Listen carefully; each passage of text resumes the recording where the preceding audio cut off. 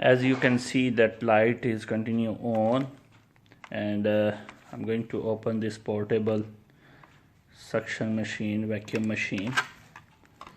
So I know maybe the dust is circulated in the system, and that's why the motherboard is infected with the dust. And once the dust settle on the motherboard, it catch the humidity in the air, get the mist, and what happen, there will be a short circuit, and that's why the light continue solid and on.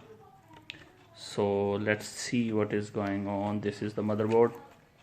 So the main thing is this, that no matter what kind of vacuum machine it is, it applies to everyone, every kind of model, not in the particular model.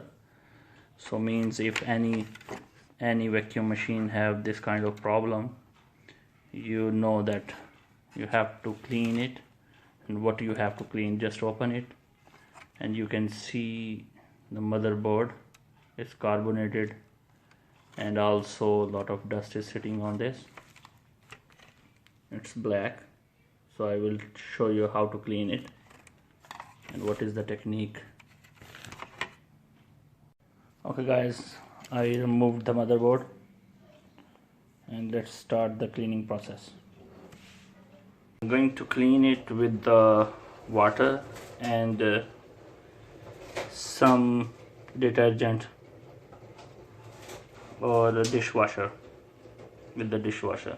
So you can see this one, I'm turning on. Don't worry, water doesn't damage the components or motherboard thing, because it's not, the electricity is not running in this.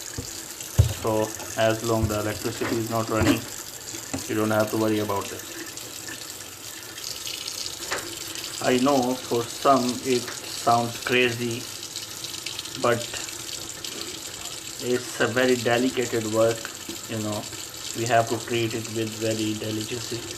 But the thing is, for cleaning, if you are cleaning and there is no electricity running in any kind of motherboard, it's fine to clean it with the water. And you can use dishwasher or any liquid which can clean it properly. So you can see now.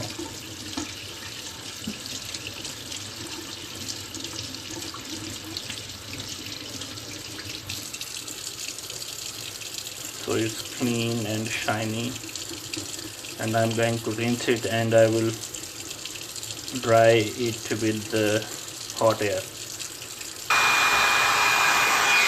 Now with the hair dryer, and I'm trying to dry the water.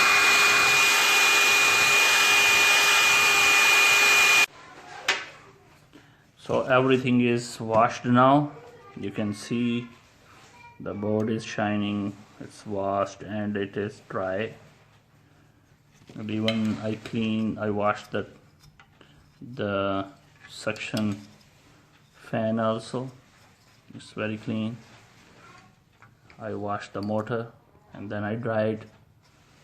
So everything is clean now and dried.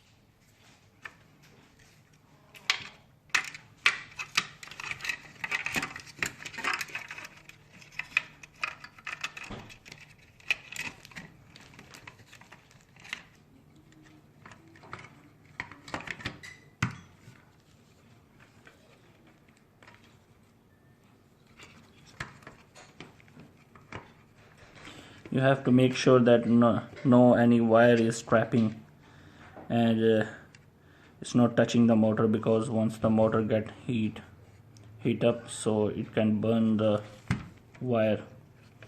So be careful with that also. And this is heat sensor, and it should be on the proper place beside the battery. So if once the battery is heat up, so automatically the circuit will break down. Okay, now everything is on the place where it meant to be. So here you go. And before screwing, I will connect the charger, and then I will see that everything is functioning properly.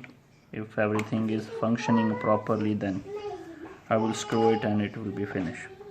The light is blinking. Excellent. You can see the light is blinking very smoothly. That's mean everything is functioning properly. So that's all.